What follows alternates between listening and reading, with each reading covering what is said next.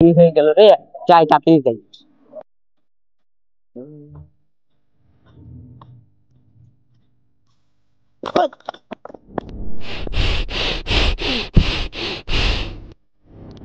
ভাই ভাই ভাই সরি ভাই সরি ভাই ভাই ওঠেন ভাই ভাই। হ্যাঁ মিয়া ফল জামা করো, এই মিয়া দেখি চলতে পারেন না। হ্যাঁ মিয়া, খালি আমারই দোষ নাকি? আপনারও তো দোষ, আপনি তো না দেখে আসলেন। আরে মিয়া আমি কাজের জন্য যাচ্ছি, তো আপনি তো ঘুম ভাঙিয়ে তো যাচ্ছেন, আপনার কাজ নাই দেখি আমার কাজ নাই। আপনার উপর আল্লাহ গজব করুক। হ্যাঁ মিয়া, আপনি আমার গজব দেন দেন। হ্যাঁ মিয়া যান, হ্যাঁ আপনার সাথে কথাই কব না। যান আপনারা যান। পাগল ছাগল লোকদের কোন জায়গা থেকে আসে।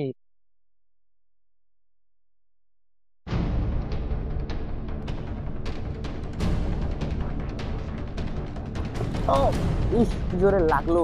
এই দেখে খেলতে পারিস না হঠাৎ ছাড়া, তোদের উপর আল্লাহর গজব করতে পারে না, সারা খেলবার পারে না, খেলবা না।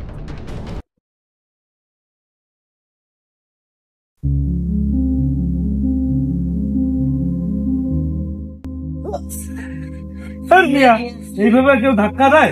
আপনি তো ধাক্কা দিলেন মিয়া, আচ্ছা বেয়াদব আছো তো তুমি। এতবার শরীর নিয়ে মানে ধাক্কা দেয় কোনোদিন দেখছেন আপনি? তোমার মতো বেয়াদব আমি একটাও দেখি নাই। দেখলা না আমি এতে ফোনে কথা বলতেছি? হ্যাঁ আপনার ফোনের আমার কি লাগে, এত বড় শরীর, দানবের নাম শরীরে।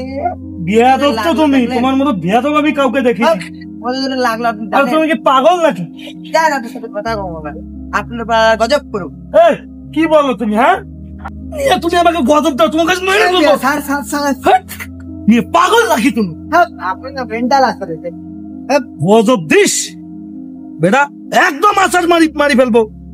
এ শুন শুন শুন, এদিক শুন, ওঠে পালার তো এই এই তুই মুখ গজব দিস, এত বড় সাহস রে তোর বাড়ি কোথায়? হ্যাঁ গজব করুক, নিরবা মারতেছি।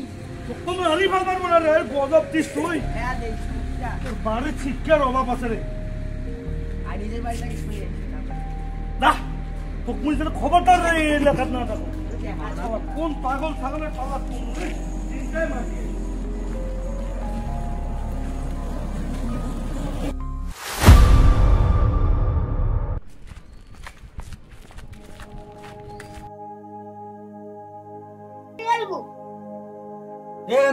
এদিকে শোনো, এদিকে শোনো।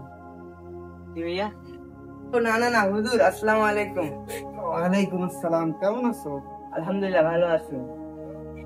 তোমার সাথে কিছু কথা ছিল। কেমন কথা? দেখলাম এখানে বাঙামারি করতে, তো আবার গজব করছে। আমি তো নিয়ে তো তোমাদের মনে মারামারি, তারপরে আরো তোমার নামে 2-3টা কমপ্লেন পাইলাম, কিন্তু মানুষকে গজব দেয়। আরে আমার তো এখানে দোষ ছিল না, ওই ভাইয়ের ওখানে দোষ ছিল।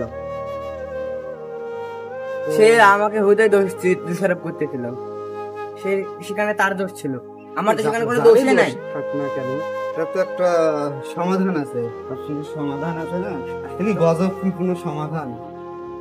দেখো তুমি আরেকজনকে গজব দিচ্ছ, একটা তোমাকে উদাহরণ দিয়ে, একটা তুমি বল দেয়ালের মধ্যে ছুঁড়ে মারো, বলটা কি দেয়ালে আটকে থাকবে? না। বলটা তোমার গায়ে পিঠে চলে আসবে না? হ্যাঁ। তুমি যদি ঠিক তেমনই কাউকে গজব দাও, সেই গজবটা আর কি তোমার গায়ে আগে আসি পড়বে। আল্লাহ তাআলা আর কি, তুমি যদি কারোর জন্য ভালো চাও, সেই ক্ষেত্রে আল্লাহ তাআলা ওই জিনিসটা আগে তোমাকে দেবে, তারপরে তাকে। আর যদি তুমি কারো খারাপ চাও, যদি কাউকে গজব দাও, তাহলে সেই গজবটা উল্টা তোমার শরীরে আসি আগে পড়বে। দেখবা তোমার অনেক খারাপ সময় যাবে। তোমার সময়টা ভালো যাচ্ছে না? হ্যাঁ যাচ্ছে কি? দেখবা তুমি আরেকজনকে যখন গজব দিবা ইয়া করবা, সেই ক্ষেত্রে তোমার সময়টা দেখবা খারাপ হয়ে যাবে এমনি। বুঝতে পারছো আমার কথা? আল্লাহ হুজুর, কালকে আর না পরশুদিন আর এবং তার আগের দিন দুইটাকে গজব দিছিলাম, তারপরে একটা মোটা হাতির কাছে বসছি, তাকে ইচ্ছা মতো গজব দিছি, আর শীতের ডাং নাঙাইছে, মরতে মরতে পারছি, তারপরে তাকে গজব দেওয়া ছাড়িনি। দেখছো, তুমি আরেক 2জনকে গজব দিয়ে বেঁচে ফিরে আসছো, কিন্তু 3য় জন তোমাকে ধরছে। ওই 3য় জনও কিন্তু আমাকে বিচার দিচ্ছে তোমার ব্যাপারে এই বিষয়টা, কারণ তুমি হলো আমার মুসল্লি, তুমি তো অনেক ভালো ছেলে দেখি। যাই হোক, এই গজব দেওয়া থেকে বিরত থাকি। গজব দেওয়া ইসলামে সমর্থন করে না, বুঝছো? ইনশাআল্লাহ হুজুর, এবার থেকে চেষ্টা করব। আর যদি কারোর সাথে কোনো সমস্যা হয় সেটা ভালো মতন ভালো কথার মাধ্যমে সমাধান করার চেষ্টা করবা। ঝগড়াঝাটি চুগুন করে কিছু হবে না, উল্টা তোমার মনটা খারাপ হবে। ইনশাআল্লাহ। ঠিক আছে?